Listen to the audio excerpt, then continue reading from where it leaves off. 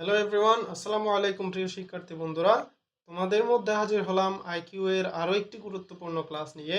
চবি ডি ইউনিটের আইকিউ প্রবলেমগুলো আরও একটু ঝালাই করব এই ভিডিওতে। আমরা ইতিমধ্যে চবি ডি ইউনিটের কোয়েশ্চন ব্যাংক অ্যানালাইসিসের উপর একটি ক্লাস আপলোড করেছিলাম। ওই ক্লাসটিতে আমরা 7টি টাইপ নিয়ে আলোচনা করেছিলাম। আশা করি ওই 7টি টাইপ থেকেই তোমরা কমন পাবে ইনশাল্লাহ। তবে তার বাহিরেও কিছু টাইপের কোয়েশ্চন আসতে পারে যদি চট্টগ্রাম বিশ্ববিদ্যালয় অথরিটি এবারের কোয়েশ্চন প্যাটার্নে পরিবর্তন আনে।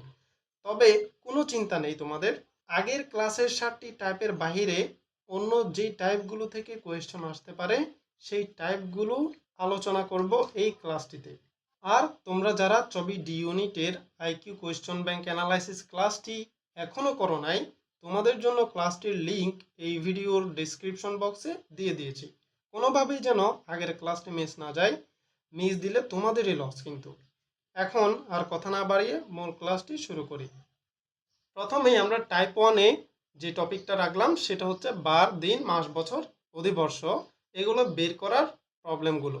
তো দেখো, আমরা যখন বার, দিন, মাস বের করব, প্রবলেমগুলো সলভ করতে যাব, তখন আমাদের এই যে বার কোডগুলো, এখানে যে বার কোডগুলো দেওয়া আছে এগুলো কিন্তু আমাদের কাজে লাগবে। তাই আমাদের বার কোডগুলো মুখস্থ করে ফেলতে হবে। এখানে দেখো 2000 থেকে 2099 সালের ক্ষেত্রে একটা বার কোড দেওয়া আছে। আবার 1900 থেকে অর্থাৎ 1900 সাল থেকে 1999 সাল পর্যন্ত আবার আলাদা বারকোড দেওয়া আছে। আবার 1800 থেকে 1899 সালের ক্ষেত্রে আলাদা বারকোড, অর্থাৎ প্রত্যেকটা শতাব্দীর এক একটা বারকোড। এখানে 3টা শতাব্দী আছে, 3টা শতাব্দীর ক্ষেত্রে 3 রকমের বারকোড আমাদের মনে রাখা লাগবে। এখন এই বারকোড মুখস্থ রাখার পাশাপাশি আমাদের এই সূত্রটা একদম মুখস্থ ঠোঁটস্থ রাখতে হবে। এই সূত্রটা ভুললে চলবে না। এই সূত্রটা আমাদের বার বের করার ক্ষেত্রে কাজে লাগবে। চলো এই সূত্রের সাথে পরিচিত হয়ে নিই। এখানে দেখো a plus B plus C divided by 7 দেওয়া আছে। এখানে এই যে এটা হচ্ছে সালটির শেষের দুই সংখ্যা, অর্থাৎ যখন তোমাকে বলবে 2015 সালের 15ই এপ্রিল কি বার ছিল, তোমাকে যদি এরকম একটা কোয়েশ্চন দেয়, তাহলে এই যে এখানে 2015 সালের শেষ লাস্ট 2 ডিজিট, 2015 সালের শেষ 2 ডিজিট হবে এ এর মান। তাহলে এই কোয়েশ্চনে এ এর মান কি? এই কোয়েশ্চনে এ এর মান হচ্ছে 15 এবং এখানে বি এর মান হচ্ছে আপনি যেই সালের যেদিন বের করবেন সেই সালের আগের সাল পর্যন্ত ওই শতাব্দীতে যে কয়টা লিপ ইয়ার ছিল। অর্থাৎ এই যে এখানে বলছে 2015 সাল, 2015 সালের আগের সাল কোনটা? 2014 সাল। তাহলে 2014 সাল পর্যন্ত এই শতাব্দীতে, এই শতাব্দী কখন শুরু হয়েছে? 2000 সাল থেকে। 2000 সাল থেকে কিন্তু একটা নতুন শতাব্দী শুরু হয়েছে। তো এই যে 2000 সাল থেকে 2014 সাল পর্যন্ত যেই কয়টা লিপ ইয়ার হয়েছে তার সংখ্যাই হবে এখানে বি এর মান। তাহলে 2000 থেকে 2014 সাল পর্যন্ত কতগুলা লিপ ইয়ার গেল সেটা কিভাবে বের করবা? সেই ক্ষেত্রে জেনে রাখো, লিপ ইয়ার বের করার জন্য কোনো সালকে 4 দিয়ে নিঃশেষে যদি বিভাজ্য হয় তাহলে সেই সালটি লিপ ইয়ার। তো ধরো 2016, 2016কে যদি 4 দিয়ে নিঃশেষে বিভাজ্য যায় তখন 2016 হবে লিপ ইয়ার। আর যদি 4 দিয়ে নিঃশেষে বিভাজ্য না হয় অর্থাৎ ভাগশেষ থেকে যায় তখন সেটা লিপ ইয়ার নয়। এবং এটার একটু ব্যতিক্রম আছে, যখন আমরা শতাব্দীর সালগুলো হিসাব করি, অর্থাৎ যেই সাল দিয়ে একটা নতুন শতাব্দী শুরু হয় সেই সাল যদি আমরা হিসাব করি তাহলে সেই সাল লিপ ইয়ার কিনা সেটা দেখতে গেলে আমাদের ভাগ দিতে হবে 400 দিয়ে। 4 দিয়ে ভাগ করলে ভুল হবে, আমাদের শতাব্দীর সালগুলো আমাদেরকে কি করতে হবে? 400 দিয়ে ভাগ দিতে হবে, তখনই আমাদের আসল মানটা বের হবে এটা কি লিপ ইয়ার নাকি লিপ ইয়ার না। তাহলে শতাব্দীর বছরের ক্ষেত্রে আমরা কি করব? 400 দিয়ে ভাগ দিব, আর এমনি যেই জেনারেল সালগুলো আছে সেগুলোকে আমরা 4 দিয়ে ভাগ দিব, তাহলে বোঝা যাবে সেটা লিপ ইয়ার কিনা। এখন এই যে 2000 থেকে 2015 সাল পর্যন্ত কতগুলো লিপ ইয়ার গেল সেটা আমরা কিভাবে বের করব? তো দেখো, আমরা জানি প্রতি 4 বছর পর পর লিপ ইয়ার হয়। কয় বছর পর পর? প্রতি 4 বছর পর পর লিপ ইয়ার হয়। তাহলে 4 বছর পর পর যদি লিপ ইয়ার হয়, এখন দেখো এই যে 2000কে কিন্তু 400 দিয়ে ভাগ করলে নিঃশেষে বিভাজ্য হয়, তার মানে এখানে 2000 সালটা লিপ ইয়ার ছিল। এখন এই যে 2000 সালের 4 বছর পর আসবে 2004 সাল, তাহলে এই যে 2004 সালটা লিপ ইয়ার। এরপরে 2004-এর পর আসবে 2008, 2008 সালটাও লিপ ইয়ার, এবং 2008-এর পর আসবে 2012, 2012 সালটাও কিন্তু লিপ ইয়ার। এরপরে যাবে 2016, আমাদেরকে 2016-তে যাওয়া লাগবে না, কারণ আমাদেরকে এখানে 2015 সাল পর্যন্ত বলছে। তাহলে এই যে 2000 থেকে 2015 সালের আগ পর্যন্ত, অর্থাৎ 2014 সাল পর্যন্ত আমরা কয়টা লিপ ইয়ার পেলাম? এখানে 1টা 2টা 3টা 4টা, তাহলে আমরা এখানে লিপ ইয়ার পেলাম 4টা। তাহলে এই যে এই কোয়েশ্চনের ক্ষেত্রে আমাদের এই যে এই 4 হবে বি এর মান। এই 4 কিসের মান? বি এর মান। এখন আসো সি কি জিনিস সেটা দেখে নেই। এখানে বলছে সি ইকুয়াল টু যেদিন বের করবেন সেদিন পর্যন্ত ওই বছরের মোট কত দিন, অর্থাৎ যেদিন বের করব মানে এখানে এই যে আমাদেরকে প্রশ্নে বলছে 15ই এপ্রিল কি বার ছিল। তাহলে এই যে এটা হচ্ছে যেদিন বের করব আমরা, 15 এপ্রিল কি বার ছিল, 15 এপ্রিল কি বার ছিল সেটা বের করব। এই 15ই এপ্রিল থেকে 2015 সালের জানুয়ারির 1 তারিখ পর্যন্ত কতদিন, টোটাল কতদিন হয়েছে সেটা হচ্ছে সি এর মান। অর্থাৎ জানুয়ারির 1 তারিখ থেকে, জানুয়ারির 1 তারিখ থেকে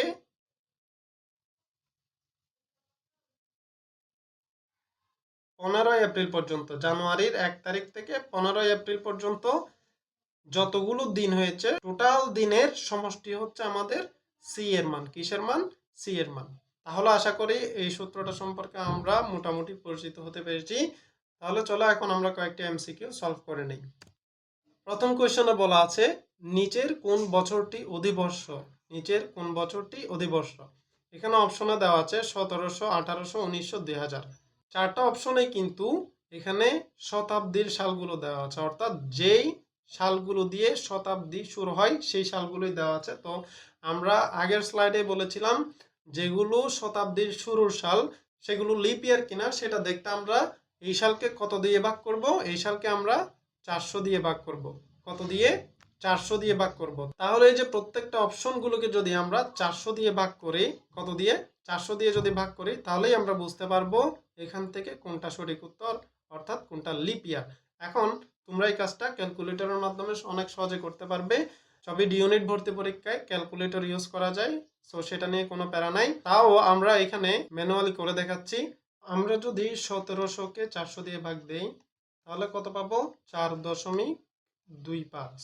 আবার 1800-কে যদি 400 দিয়ে ভাগ দেই তাহলে কত পাবো? 4.5। আবার 1900-কে যদি আমি 400 দিয়ে ভাগ দেই তাহলে কত আসবে? 4.75। এখন 2000-কে যদি আমি 400 দিয়ে ভাগ দেই তাহলে আসবে 5। এখন দেখো এই যে এখানে ভগ্নাংশ চলে আসছে, ভগ্নাংশ চলে আসার মানে হচ্ছে এগুলো নিঃশেষে বিভাজ্য হয় নাই, ভাগশেষ ছিল। আর এখানে কিন্তু ভগ্নাংশ আসে নাই, যার কারণে এই যে এটা হচ্ছে নিঃশেষে বিভাজ্য। আমরা ভাগফল পেয়েছি 5, এটা নিঃশেষে বিভাজ্য হয়েছে। যেহেতু 400 দিয়ে 2000-কে নিঃশেষে বিভাজ্য হয়েছে তাহলে আমাদের রাইট আনসারটা হবে 2000 সাল, অর্থাৎ 4 নাম্বার অপশন। তাহলে 2000 সালটাই ছিল লিপ ইয়ার।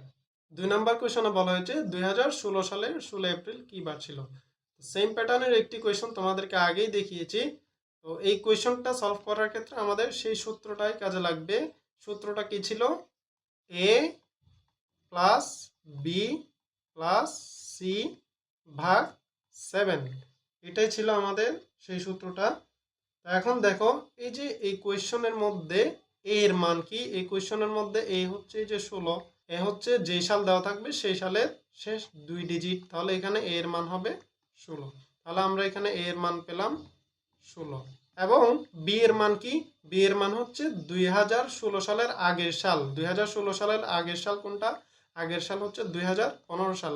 তাহলে 2015 সাল পর্যন্ত যেই কয়টা লিপ ইয়ার আছে সেই কয়টা লিপ ইয়ারের সংখ্যা। তাহলে আমরা আগের স্লাইডে দেখেছি 2015 সাল পর্যন্ত লিপ ইয়ার ছিল 4টি, অর্থাৎ যে 2000, 2004 সাল, 2008 সাল এবং 2012 সাল। তাহলে দেখো 2015 সাল পর্যন্ত আমরা কয়টি লিপ ইয়ার পাই? 4টি লিপ ইয়ার, তাহলে এখানে বি এর মান হবে 4। এখন এখানে সি এর মান কি হবে? সি এর মান হবে 2016 সালের জানুয়ারি মাসের 1 তারিখ থেকে এই যে 16 এপ্রিল পর্যন্ত টোটাল যতগুলো দিন গিয়েছে সেই টোটাল দিনের সমষ্টির সংখ্যা, তাহলে আমরা 2016 সালের জানুয়ারির 1 তারিখ থেকে 16 এপ্রিল পর্যন্ত যদি হিসাব করে জানুয়ারি মাসে হয় 31 দিন। কত দিন? 31 দিন। আর যেহেতু 2016 সালটা লিপ ইয়ার ছিল সেহেতু ফেব্রুয়ারি মাসে থাকবে 29 দিন। কয়দিন? 29 দিন। আর মার্চ মাসও 31 দিন। মার্চ মাস হয়েছিল 31 দিন, এবং এই যে মার্চের পরের এপ্রিলে এখানে আছে 16 তারিখ পর্যন্ত। কয় তারিখ পর্যন্ত? 16 তারিখ পর্যন্ত। তাহলে এপ্রিলে 16 তারিখ পর্যন্ত থাকলে আমরা সেই 16 এখানে লিখব, এবং এই সবগুলা দিনকে আমরা যোগ করব। যোগ করে আমরা কত পাবো? যোগ করে আমরা পাই টোটাল 107। তাহলে আমরা সি এর মান পেলাম 107 ডিভাইডেড বাই 7। এখন এই তিনটা সংখ্যা যোগ করলে কত দাঁড়ায়? এই তিনটা সংখ্যা যদি আমি যোগ করি তাহলে হয় 127। তাহলে এই যে 7 দিয়ে এখন 127কে এখন 127কে 7 দিয়ে ভাগ করলে আমরা কত পাই দেখি। 7 ভাগ 127, 12-র মধ্যে 7 একবার যায়, তাহলে এখানে হবে 7 একে 7। 12 থেকে 7 গেলে কত? 5। এদিকে নামবে 7। 7 57-র মধ্যে কয়বার যায়? 8 বার। 7 8 56। 57 থেকে 56 চলে গেলে 1। এখন এই যে এই ভাগ শেষ থেকেই আমরা কিন্তু বারটা পাবো। কি বার ছিল সেটা পাবো কোত্থেকে? এই যে ভাগ শেষ থেকে। এখন এই যে ভাগ শেষ, এটাই হচ্ছে আমাদের বারকোড। আমাদের বারকোড 1 এর মান কি ছিল? বারকোড 1 এর মান ছিল শনিবার। কি বার? শনিবার। কেননা এই যে 2016 সালটা হচ্ছে 2000 শতাব্দীর একটা সাল, আর 2000 শতাব্দীর সালের বারকোডের মধ্যে শনিবার ইকুয়াল টু 1 লেখা আছে। শনিবারের বারকোড কি হবে? 1। তার মানে আমাদের এই যে 16 এপ্রিল কি বার দাঁড়াইছে? 16 এপ্রিল হচ্ছে শনিবার। তাহলে আমাদের রাইট আনসার হবে ক নাম্বার অপশন, শনিবার। 3 নাম্বার কোশ্চেনে কি বলা হয়েছে? এখানে বলেছে কিছু ইংরেজি মাসের 30 দিন থাকে, আবার কিছু ইংরেজি মাসে 31 দিন থাকে। তাহলে কয়টি ইংরেজি মাসে 28 তারিখ থাকে? কয়টি ইংরেজি মাসে 28 তারিখ থাকে? কিছু স্টুডেন্ট আছে এই কোয়েশ্চনটা দেখার পর 7-5 না ভেবে সে মনে করে এই কোয়েশ্চনের আনসার হবে ফেব্রুয়ারি মাস, কারণ ফেব্রুয়ারি মাসে 28 তারিখ থাকে।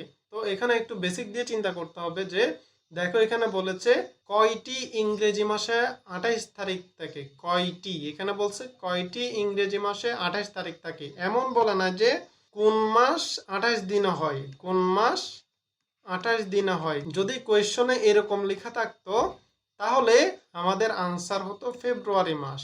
এখানে কিন্তু কোন মাস 28 দিনের সেটা বলে নাই, এখানে বলছে কয়টি ইংরেজি মাসে 28 তারিখ থাকে। আমরা জানি সব ইংরেজি মাসেই 28 তারিখ থাকে, সব মাসেই কি থাকে? 28 তারিখ থাকে। 28 তারিখ পার হয়ে তো তারপর 29, 30 এগুলো আসে। তাহলে এটার আনসার হবে সব মাস। কি মাস? সব মাসে। যে 4 নাম্বার অপশনে দেওয়া আছে সব মাসে, সব মাসে হবে আমাদের রাইট আনসার। এখন চলে আসলাম টাইপ 2-তে।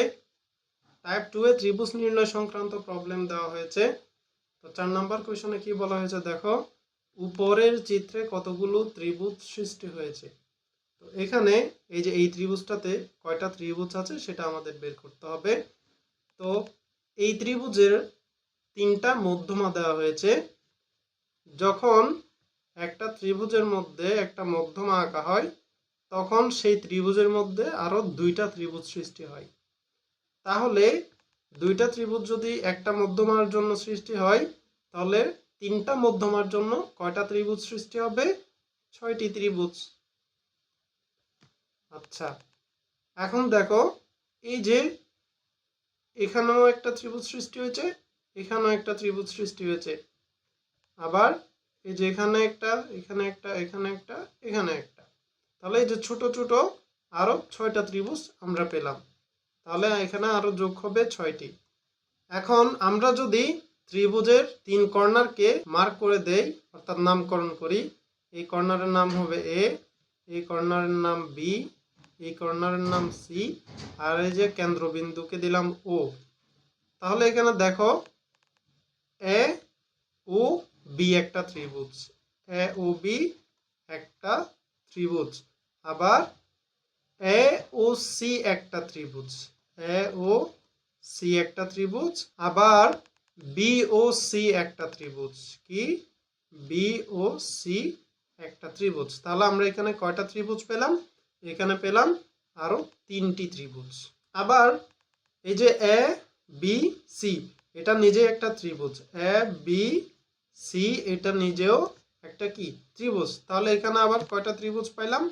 একটা ত্রিভুজ। তাহলে আমাদের টোটাল ত্রিভুজের সংখ্যা কয়টা দাঁড়াইছে? 6 6 12, 12 আর 3 15, 15 আর 1 কয়টি? 16টি ত্রিভুজ। তাহলে এই ত্রিভুজের মধ্যে কয়টি ত্রিভুজ সৃষ্টি হয়েছে? টোটাল 16টি ত্রিভুজ সৃষ্টি হয়েছে। তাহলে আমাদের রাইট আনসার হবে 16টি। টাইপ 2 শেষ হয়ে গেল, চলে আসলাম টাইপ 3 তে। টাইপ 3 তে সময় ও ঘড়ি বিষয়ক সমস্যা নিয়ে আলোচনা করব। 5 নাম্বার কোয়েশ্চনটা দেখো, এখানে বলেছে ইংল্যান্ডের লর্ডসে সন্ধ্যা 7 জিএমটি, জিএমটি অর্থাৎ সন্ধ্যা 7টায় শুরু হওয়া ক্রিকেট খেলা বাংলাদেশের কোন সময়ে দেখায়? ইংল্যান্ডের লর্ডসে 7 জিএমটি। এখানে জিএমটি এর ফুল মিনিং হচ্ছে গ্রিনউইচ মিন টাইম, অর্থাৎ গ্রিনিচ আমরা যেটাকে বলি গ্রিনিচ মিন টাইম। তো গ্রিনিচ মিন টাইমের শর্ট ফর্ম হচ্ছে জিএমটি, গ্রিনিচ মিন টাইম, এটা শর্ট ফর্ম হচ্ছে জিএমটি। তো এটা একটা আন্তর্জাতিক মানদণ্ডে প্রণীত সময় পদ্ধতি। এই সময়ের সাথে 6 ঘন্টা যোগ করে, কয় ঘন্টা? 6 ঘন্টা যোগ করে বাংলাদেশের সময় হিসাব করতে হয়। তাহলে এইটার সাথে যদি আমরা 6 ঘন্টা যোগ করি তাহলে আমরা বাংলাদেশের সময় পাবো। তাহলে জিএমটি 7 যোগ 6 সমান কত? 13। তাহলে আমরা এখানে পেলাম 13। তাহলে 13টা মানে বাংলাদেশের কয়টা? 13টা মানে হচ্ছে বাংলাদেশের রাত 1টা। আন্তর্জাতিক সময় হচ্ছে 13টা, আর 13টা মানে হচ্ছে বাংলাদেশের রাত কয়টা? 1টা। তাহলে আমাদের সঠিক আনসারটি কি হবে? সঠিক আনসার হবে রাত 1টা। 3 নাম্বার অপশন রাত 1টা। 6 নাম্বার কোয়েশ্চনে বলা হয়েছে রৌদ্রে একটা শার্ট শুকাতে লাগবে 1 ঘন্টা। কয় ঘন্টা? 1 ঘন্টা। 20টা শুকাতে কত সময় লাগবে? এখানে এত আহামরি কিছু বলে নাই, তোমরা শুধু চিন্তা করে দেখো যে একটা শার্ট একটা দড়িতে যদি দাও সেটা শুকাতে 1 ঘন্টা সময় লাগতেছে। কয় ঘন্টা সময়? 1 ঘন্টা সময়। তাহলে এখানে যদি তুমি একটা শার্ট না দিয়ে তুমি যদি 20টা শার্ট দাও তাহলে কি তার জন্য আবার আলাদা এক্সট্রা টাইম লাগবে? অবশ্যই না, কারণ সূর্য তো একটাই, তাপ সমানভাবে দিতেছে এবং প্রত্যেকটা শার্টের উপর সমানভাবে তাপ পড়বে। তাহলে 1 ঘন্টার মধ্যেই যদি একটা শার্ট শুকায় তাহলে বাকি শার্টগুলোও ওই 1 ঘন্টার মধ্যেই শুকাবে। তাহলে আমাদের রাইট আনসার কি হবে? 20টা শার্ট শুকাতেও কয় ঘন্টা লাগবে? 1 ঘন্টা লাগবে। ঘড়িতে যখন 3টা বেজে 45 মিনিট তখন ঘন্টা ও মিনিটের কাঁটার মধ্যকার কোণটি কত ডিগ্রি হবে? এই প্রবলেমটা সলভ করার আগে তোমরা একটা সূত্র শিখে নাও। সূত্রটি হলো 11 গুণ m মাইনাস 60 গুণ h ডিভাইডেড বাই 2। এই যে এটাই হচ্ছে সূত্র। এখানে এই যে mটা হচ্ছে প্রশ্নে উল্লিখিত মিনিট, প্রশ্নে উল্লিখিত মিনিট, আর এই এইচটা হচ্ছে প্রশ্নে উল্লিখিত ঘন্টা। অর্থাৎ এই যে এখানে এটা হচ্ছে এই যে 45 মিনিট, এটা হচ্ছে এম এর মান, আর 3টা এটা তো ঘন্টা, এটা হচ্ছে এইচ এর মান। তাহলে আমরা এই প্রশ্নটাকে যখন সূত্রের মধ্যে দাঁড় করাবো তখন আমরা কি পাবো? 11 গুণ এম, যেহেতু মিনিটের মান তাহলে এখানে মিনিট কত দেওয়া আছে? 45 মিনিট, তাহলে 11 এর সাথে গুণ হবে 45 মাইনাস, আর 60 এর সাথে কত গুণ হবে? 3 ডিভাইডেড বাই 2 সমান 11 সাথে 45 গুণ করলে আসে 495 বিয়োগ 60 এর সাথে 3 গুণ করলে আসে 180 ডিভাইডেড বাই 2 495 থেকে 180 বিয়োগ দিলে পাই 315 ডিভাইডেড বাই 2। 315কে 2 দিয়ে ভাগ করলে পাই 157.5 ডিগ্রি। তাহলে আমাদের রাইট আনসারটা কি হবে? 157.5 ডিগ্রি। ঘড়িতে যখন 8টা বাজে তখন ঘন্টার কাঁটা এবং মিনিটের কাঁটার মধ্যবর্তী কোণটি কত ডিগ্রি? এই কোয়েশনটা 7 নম্বর কোয়েশনের মতো সেম, কিন্তু এটা সূত্র ছাড়াই করা যায়। তাহলে চলো সূত্র ছাড়া কিভাবে সলভ করা যায় সেটা দেখি। এখানে একটা ঘড়ির ছবি দেখতে পাচ্ছ তোমরা, যে ঘড়িতে 6টা বাজতেছে। কয়টা? 6টা। তো যখন 6টা বাজে তখন কিন্তু ঘন্টার কাঁটা এবং মিনিটের কাঁটার মধ্যবর্তী যে কোণ সেটা থাকে হচ্ছে 180 ডিগ্রি। এটা দেখতে একটা সরল রেখার মতো লাগতেছে, আর আমরা জানি একটা সরল রেখার মধ্যবর্তী কোণ হয় 180 ডিগ্রি। আচ্ছা, এটা যদি 180 ডিগ্রি হয় তাহলে এখানে কয় ঘন্টা? এখানে 1 2 3 4 5 6। তাহলে আমরা 6 ঘন্টার মান পাই, 6 আওয়ারের মান পাই হচ্ছে 180 ডিগ্রি। তাহলে এই যে প্রত্যেকটা ঘন্টার মান কত হবে? 6 ঘন্টার মান যদি 180 হয় তাহলে এখানে 1 ঘন্টার মান কত হবে? 1 ঘন্টার মান হবে 180 divided by 6 equal to 30 degree. তাহলে আমরা এখানে 1 ঘন্টার জন্য মান পাবো 30 ডিগ্রি করে। কয় ডিগ্রি করে? 30 ডিগ্রি করে মান পাবো। এখন আরো একটা ছবি দেখো, এই ছবিটিতে বাজতেছে 8টা। কয়টা? 8টা বাজতেছে। প্রশ্ন মতে এখানে ঘড়িতে যখন 8টা বাজে তখন ঘন্টার কাঁটা ও মিনিটের কাঁটার মধ্যে কোণ কত? তো ঘড়িতে যখন 8টা বাজে তখন ঘন্টার কাঁটা থাকে 8-এর দিকে এবং মিনিটের কাঁটা থাকে 12-এর দিকে। তো আমরা এখানে পেয়েছি যে 1 ঘন্টার মান হচ্ছে 30 ডিগ্রি করে। কয় ডিগ্রি করে? 30 ডিগ্রি করে। তাহলে এই যে 8 এবং 12 এর মধ্যে কয়টা ঘন্টা আছে? টোটাল 1 2 3 4। তাহলে 8 এবং 12 এর মধ্যে আমরা 4 ঘন্টা পাচ্ছি। কয় ঘন্টা? 4 ঘন্টা। তাহলে এখানে 4 ঘন্টার জন্য টোটাল কত ডিগ্রি কোণ উৎপন্ন হবে? 1 ঘন্টার জন্য যদি 30 ডিগ্রি হয় তাহলে 4 ঘন্টার জন্য হবে 4 গুণ 30 সমান 120 ডিগ্রি। তাহলে আমরা এখানে পাবো 120 ডিগ্রি। Right answer 120 degree. চলে আসলাম টাইপ 4-এ। টাইপ 4-এ আয়নার প্রতিচ্ছবি সংক্রান্ত কয়েকটা প্রবলেম দেওয়া আছে।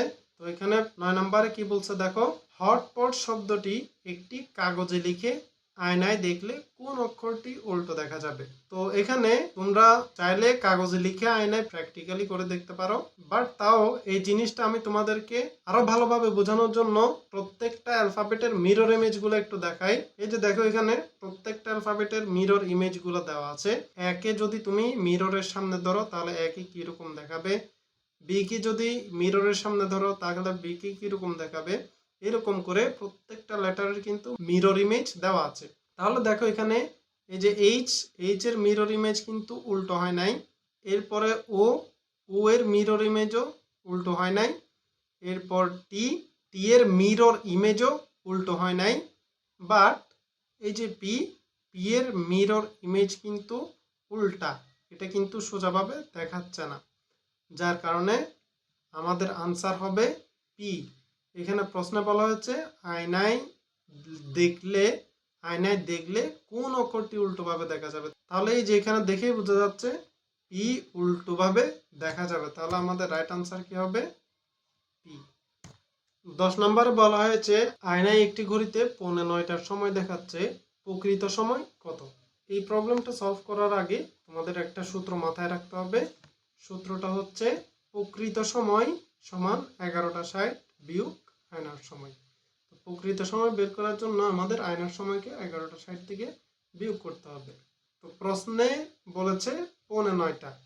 তাহলে আমরা যদি এটাকে সূত্রের মধ্যে ফেলি তাহলে আমাদের ফিগারটা হবে 11:60 বিয়োগ 8:45। 9:45 মানে হচ্ছে 8:45। 9:45 মানে কি? 8:45। এখন আমরা যদি 11 থেকে 8কে বিয়োগ দিই তাহলে আমরা পাই 3, আর 60 থেকে যদি 45কে বিয়োগ দিই তাহলে আমরা পাই 15। তাহলে আমাদের আনসারটা কি হবে? 3টা 15। 3টা 15। খ খ নাম্বার অপশন 3টা 15। টাইপ 5-এ আমরা নাম্বার সিরিজ নিয়ে আলোচনা করব। তো টাইপ 5-এর প্রথম কোয়েশ্চনটা দেখো, এখানে বলা হয়েছে which number replaces the question mark. তো এখানে 3টা ত্রিভুজ দেওয়া হয়েছে, 3টা ত্রিভুজের 3টা কর্নারে 3টি করে সংখ্যা এবং মাঝখানে একটি সংখ্যা। কিন্তু এই যে 3 নাম্বার ত্রিভুজটিতে এখানে একটা সংখ্যা নাই, যেখানে কোয়েশ্চন মার্ক দেওয়া হয়েছে, এবং এই কোয়েশ্চন মার্কে কোন সংখ্যাটি বসবে সেটা আমাদের বের করতে হবে। এখন এখানে যদি তোমরা ভালো করে খেয়াল করো তাহলে দেখবা এই 3টা সংখ্যার যোগফলকে তুমি যদি 2 দিয়ে ভাগ করো, কত দিয়ে? 2 দিয়ে যদি ভাগ করো তাহলে তোমরা এই যে এই সংখ্যাটা পাবা। কোন সংখ্যাটা? এই যে মাঝখানের সংখ্যাটা পাবা। দেখো 1 যোগ 3 যোগ 4, এই যে এই যোগফলকে যদি তোমরা 2 দিয়ে ভাগ করো তাহলে পাবা 4। আবার সেম ভাবে এই যে 7 যোগ 7 যোগ 6, 7 যোগ 7 যোগ 6 ডিভাইডেড বাই 2 ইকুয়াল টু হবে 10। তাহলে এই যে 3 নাম্বার ত্রিভুজের এই সংখ্যাটা কি হবে? তাহলে দেখো 3 যোগ 5 যোগ অজানা নাম্বার ডিভাইডেড বাই 2। এখন দেখো এখানে আমাদের ভাগফলটা বলে দেওয়া আছে 6, অর্থাৎ এই যে এখানে এমন একটা সংখ্যা বসাতে হবে, যে সংখ্যা বসালে এমন একটা যোগফল আসবে যাকে ভাগ দিলে আমরা কত পাবো? 6 পাবো। তাহলে এই যে এখানে 4টা অপশনে 4টা সংখ্যা দেওয়া আছে, এই 4টা অপশনে ভালো করে খেয়াল করো কোন সংখ্যাটা এখানে বসালে অ্যাপ্রোপ্রিয়েট সংখ্যাটা আসবে। তাহলে আমরা যদি এখানে 4 বসাই দেখি তাহলে কি হবে? 5 4 9, 9 আর 3 কত হবে? 12। আর এই যে 12কে যদি 2 দিয়ে ভাগ করি তাহলে আমরা পাবো 6, আর এখানে আছেও কত? 6। তাহলে আমাদের রাইট আনসারটা হবে D number option 4। Find out the missing number in the following series. এখানে 3টা নাম্বার দেওয়া আছে। প্রথমটা হচ্ছে 65,536, তারপর 256, তারপর 16, এবং চতুর্থ নাম্বারটা আমাদের বের করতে হবে। তো এই যে এই 3টি সংখ্যার মধ্যে এমন একটি সম্পর্ক লুকিয়ে আছে যে সম্পর্কটা আসলে আনবিলিভেবল। দেখো এমন কি সম্পর্ক? এই যে 65,536কে যখন আমরা 256 দিয়ে ভাগ দিব তখন আমাদের ভাগফলটা আসবে 256। আবার 256কে যখন আমরা 16 দিয়ে ভাগ দিব তখন ভাগফল আসবে 16। এই যে এই দুইটা ভাগ অঙ্ক থেকে একটা কিছু কি তোমরা দেখতে পাচ্ছ এখানে? এই যে এখানে ভালো করে খেয়াল করলে দেখবা আমরা যখন 256 দিয়ে 65,536কে ভাগ দিয়েছি তখন কিন্তু ভাগফল এসেছে 256। আবার 256কে যখন 16 দিয়ে ভাগ দিয়েছি আবার এখানে ভাগফল কি এসেছে? 16। এখানে ভালো করে খেয়াল করলে দেখবা এই যে ভাজক এবং ভাগফলটা কিন্তু সেম থাকতেছে। এখানেও কিন্তু ভাজক আর ভাগফল কিন্তু সেম থাকতেছে। তাহলে আমাদের পরবর্তীতে যে ভাগ অঙ্কটা হবে সেখানেও কিন্তু ভাজকের সাথে ভাগফলের কি থাকবে? মিল থাকবে। তাহলে এই যে 16কে এই 4টা অপশনের 4টা সংখ্যা থেকে এমন সংখ্যা দিয়ে ভাগ করতে হবে যেন ভাজক এবং ভাগফল একই থাকে। তাহলে এখানে যদি আমরা 2 দিয়ে ভাগ করি তাহলে আমাদের ভাগফল কি আসবে? 8 2 16, 2 এর সাথে তো 8 এর মিল নাই। তাহলে চলে আসি আমরা বি নাম্বার অপশনে। বি নাম্বার অপশনে কি আছে? 4। তাহলে আমরা যদি এখানে 4 দিয়ে ভাগ করি তাহলে আমরা পেয়ে যাই 4 4 16। তাহলে এখানে ভাজকের সাথে ভাগফল মিলে গেল। তাহলে আমাদের রাইট আনসারটা হবে 4। চলে আসো এখন 13 নম্বরে। এখানে বলা হয়েছে 84 × 13 = 8, 37 × 13 = 6, তবে 56 × 22 = what? তাহলে এখানে ভালো করে খেয়াল করলে দেখবা এই যে এই দুইটা সংখ্যার যোগফল থেকে যদি এই দুইটা সংখ্যার যোগফলকে বিয়োগ দেই তাহলে আমাদের চলে আসে 8, অর্থাৎ 8 যোগ 4। এই যে এই দুইটা সংখ্যার যোগফল থেকে যদি আমরা বাকি দুইটা সংখ্যার যোগফলকে বিয়োগ করি তখন আমরা কত পাবো? 8 পাবো। এবং সেমভাবে এটার ক্ষেত্র এই 3 + 7 থেকে যদি আমরা 1 প্লাস 3 বিয়োগ করি তাহলে আমরা পাবো 6। তাহলে এই সংখ্যাটা কত হবে? 5 প্লাস 6 থেকে যদি আমরা 2 প্লাস 2 বিয়োগ করি তাহলে আমরা পেয়ে গেলাম আমাদের কাঙ্ক্ষিত সংখ্যা কত? 7। তাহলে আমাদের রাইট আনসার কি হবে? C number option 7। 14 নম্বর কোয়েশ্চনটার প্যাটার্ন আগেরটার মতোই। এখানে তৃতীয় নম্বর চিত্রের মাঝখানে কোন সংখ্যাটা আসবে সেটা আমাদের বের করতে হবে। তো এখানে প্রথম চিত্রে ভালো করে দেখো, আমরা যদি এই দুইটা সংখ্যার গুণফল থেকে এই দুইটা সংখ্যার গুণফলকে বিয়োগ দেই তাহলে কিন্তু আমরা মাঝখানের সংখ্যাটা পাই। অর্থাৎ আমরা যদি 4 এবং 4-এর গুণফল থেকে 5 এবং 3-এর গুণফল বিয়োগ দিই তাহলে আমরা পাবো 1। 4 4 16, 16 বিয়োগ 3 5 15, কত থাকবে? 1 থাকবে। সেমভাবে এই চিত্রের ক্ষেত্র 6 এবং 8-এর গুণফল থেকে যদি আমরা 6 এবং 7-এর গুণফল বিয়োগ দিই তাহলে কত হবে? 6 8 48 মাইনাস 6 7 42, তাহলে আমাদের বিয়োগফল কত হবে? 6। তাহলে আমাদের এই যে মাঝখানের সংখ্যাটা কিভাবে বের করব? এই দুইটা সংখ্যার গুণফল থেকে এই দুইটা সংখ্যার গুণফল বিয়োগ দিব, তাহলে মাঝখানের সংখ্যাটা বের হয়ে যাবে।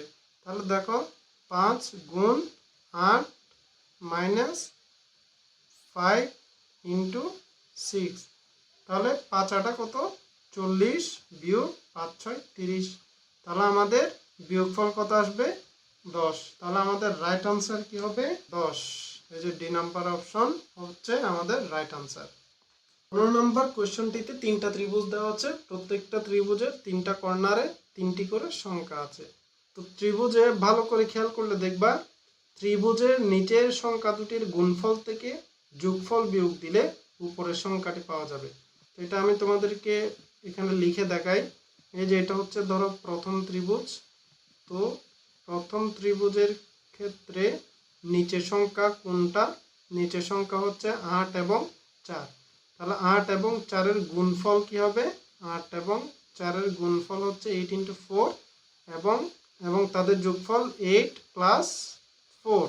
তাহলে এই যে এখানে কত আসবে? 4 8 32 মাইনাস 12 ইকুয়াল টু কত? 20। এই যে উপরের সংখ্যাটা পেলাম। অর্থাৎ এই যে দুইটা সংখ্যার গুণফল থেকে তাদেরই আবার যোগফল যদি আমি বিয়োগ দিই তখন আমরা উপরের সংখ্যাটা পাচ্ছি। তাহলে এই ত্রিভুজের ক্ষেত্রেও নিচের দুইটা সংখ্যার গুণফল হবে 9 ইন্টু 5 ইকুয়াল টু হচ্ছে 5 নং 45 মাইনাস তাদের যোগফল কত হবে? 9 প্লাস 5 ইকুয়াল টু 14। তাহলে এখন 45 থেকে যদি আমরা 14 বিয়োগ দিই তাহলে এখানে কত আসবে? 31। আর 31 হচ্ছে যে এই সংখ্যাটা। তাহলে এই দুইটা সংখ্যার গুণফল থেকে যখন আমরা এই দুইটা সংখ্যারে আবার যোগফল বিয়োগ দিলাম তখন উপরের সংখ্যাটা পেলাম। তাহলে এটার ক্ষেত্র সেম হবে। আমরা যদি এই দুইটা সংখ্যার গুণফল থেকে এই দুইটা সংখ্যারে আবার যোগফল বিয়োগ দিব তখন উপরের সংখ্যাটা পেয়ে যাব। তাহলে করে ফেলি 11 ইন্টু 3 মাইনাস 11 প্লাস 3, তাহলে এখানে আসবে 3 11 33 মাইনাস 3 আর 11 হচ্ছে 14। তাহলে এখানে বিয়োগ করলে আসবে 19। তাহলে আমাদের এখানের সংখ্যাটা কত হবে? 19। রাইট আনসার হবে বি নাম্বার অপশন 19। 16 নম্বর কোয়েশ্চনে একটি বক্স দেওয়া হয়েছে। এই বক্সের এই যে খালি ঘরে কোন সংখ্যা বসবে সেটা আমাদের খুঁজে বের করা লাগবে। তো বক্সটিতে দেখো প্রতি কলামের ক্ষেত্রে উপরের 3টি সংখ্যা যোগ করে প্রাপ্ত যোগফলকে যদি তুমি বর্গ করে দাও তাহলে এই যে নিচের সংখ্যাটা পাওয়া যাবে। অর্থাৎ এখানে দেখো আমি প্রথম কলামের যদি প্রথম 3টি সংখ্যাকে যোগ করি তাহলে আমরা কত পাই? আমরা পাই 9। আবার এটাকে যদি আমরা বর্গ করে দিই তাহলে আমরা পাই 81। এই যে এই নিচের সংখ্যা হলো 81। সেমভাবে আমরা যদি এই যে দ্বিতীয় কলামের ক্ষেত্রে করি, তাহলে আমরা প্রথম তিনটি সংখ্যাকে যোগ করে কত পাবো? আমরা পাবো 8। আবার এটাকে যদি আমরা বর্গ করে দেই তাহলে আমরা পেয়ে যাই 64। এখন এই যে এখানে দেওয়া আছে 169। 169 কোন সংখ্যার বর্গের মান? সেটা হচ্ছে 13 এর বর্গের মান। কার? 13কে যখন আমরা স্কোয়ার করি তখন আমরা পাই 169। এখন এই যে এই তিনটা সংখ্যার মধ্যে 5 এবং 3 তো অলরেডি দেওয়া আছে। এখন এখানে আর কোন সংখ্যা অ্যাড করলে আমাদের টোটাল যোগফল 13 হবে? টোটাল যোগফল কি হবে? 13 হবে। কোন সংখ্যা যোগ করলে? এখানে যদি আমরা একটা 5 যোগ করে দেই তাহলে আমাদের তিনটা সংখ্যার যোগফল কি হবে? 13 হবে। তাহলে আমাদের এই খালি করে আসবে 5। তাহলে রাইট আনসার কি হবে? C number option 5। এখন চলে আসলাম টাইপ 6-এ। টাইপ 6-এ দূরত্ব নির্ণয় সংক্রান্ত প্রবলেম দেওয়া হয়েছে। তো 17 নম্বর কোয়েশ্চনটা খেয়াল করো।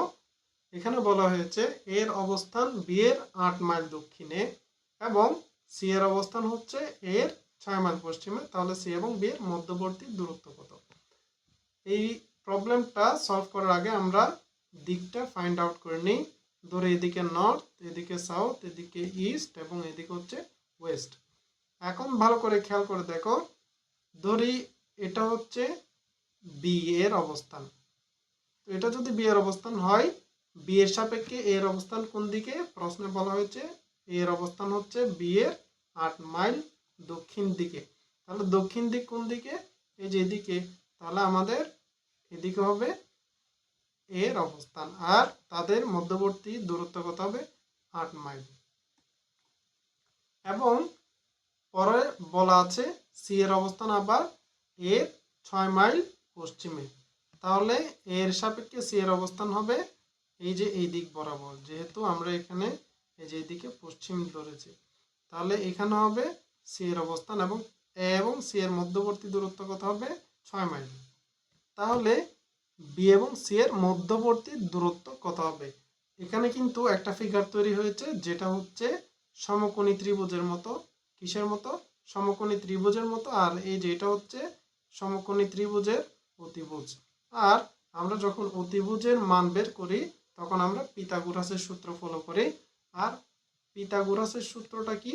পিথাগোরাসের সূত্র হচ্ছে অতিভুজ স্কয়ার ইকুয়াল টু লম্ব স্কয়ার প্লাস ভূমি স্কয়ার। তো এখন আমরা এখানে মানগুলো বসিয়ে দিলেই আনসারটা পেয়ে যাব। লম্ব হচ্ছে 8 স্কয়ার আর ভূমি হচ্ছে 6 স্কয়ার। এখানে পাবো 64, এখানে পাবো 36 ইকুয়াল টু 100 বা অতিভুজ সমান √100 বা অতিভুজের মান আসছে 10। তাহলে আমাদের এখানে পিথাগোরাসের সূত্র অনুযায়ী আমরা এখানে কত পেয়েছি? 10। তাহলে রাইট আনসার হবে 10 মাইল। টাইপ নাম্বার 7-এ সম্পর্ক মূল্যায়ন সংক্রান্ত প্রশ্ন দেওয়া আছে। তো প্রথম প্রশ্নটা দেখো, এখানে বলেছে মেরির মায়ের 3 জন মেয়ে আছে, মে, জুন এবং ডট ডট ডট। তো অনেকেই মাসের দিকে খেয়াল করে জুনের পর কি মাস আসে সেইটাই কিন্তু উত্তর করে দেয়। অর্থাৎ মে, মেয়ের পর জুন, জুনের পর কি আসবে? জুলাই আসবে। তাহলে এটাই হবে উত্তর। তো অনেকেই এই ফাঁদের মধ্যে পা দিয়ে দেয়। কিন্তু আমাদেরকে প্রশ্ন পড়ার সময় আরও একটু সতর্কতা অবলম্বন করতে হবে। দেখো প্রশ্ন ভালো করে পড়ে দেখো। এখানে বলছে মেরির মায়ের 3 জন মেয়ে আছে। মেরির মা কার মা? মেরির মা। তাহলে এখানে কিন্তু একজনের নাম বলেই দিছে, তার নাম হচ্ছে মেরি। আর বাকি 2 জন হচ্ছে মে, জুন। তাহলে এই যে এখানে 3 নাম্বার কি হবে? এখানে মেরি হবে। তাহলে আমাদের রাইট আনসার হবে মেরি। 19 নম্বর কোয়েশ্চনে বলা হয়েছে P is taller than Q. P কার থেকে লম্বা? কিউ এর থেকে লম্বা। কিউ ইজ টলার দেন আর, আবার কিউ হচ্ছে আর এর থেকে লম্বা। এবং N is taller than Q. N is taller than Q. Who is the shortest? তো এখানে এই যে এটা না দেখলেও চলবে, এটা অতিরিক্ত একটা ইনফরমেশন দিয়েছে কনফিউশন করার জন্য। এখানে দেখো পি এর থেকেও ছোট হচ্ছে কিউ, কিউ এর থেকেও ছোট আর, তাহলে এখানে সবচেয়ে ছোট কে? আর, তাহলে who is the shortest? R is the shortest. আমাদের রাইট আনসার হবে C number option R. Type number 8-এ দুইটি গাণিতিক সমস্যা দেওয়া আছে। তো প্রথম সমস্যাটি দেখো, এমন একটি সংখ্যা যেটি ক্ষুদ্রতম 2 অঙ্কের এবং যাকে 9 দিয়ে গুণ করলে যে উত্তর পাওয়া যাবে তাকে 2 অঙ্কের ওই সংখ্যাটি দিয়ে ভাগ করলে 9 হয়, সংখ্যাটি কত? তোমরা এখনো অনেকে প্রশ্নটা বুঝতে পারো নাই, তোমাদের জন্য একটু সহজে বুঝিয়ে দেই। এখানে দেখো প্রথমেই বলছে এমন একটি সংখ্যা যেটি হচ্ছে ক্ষুদ্রতম 2 অঙ্কের।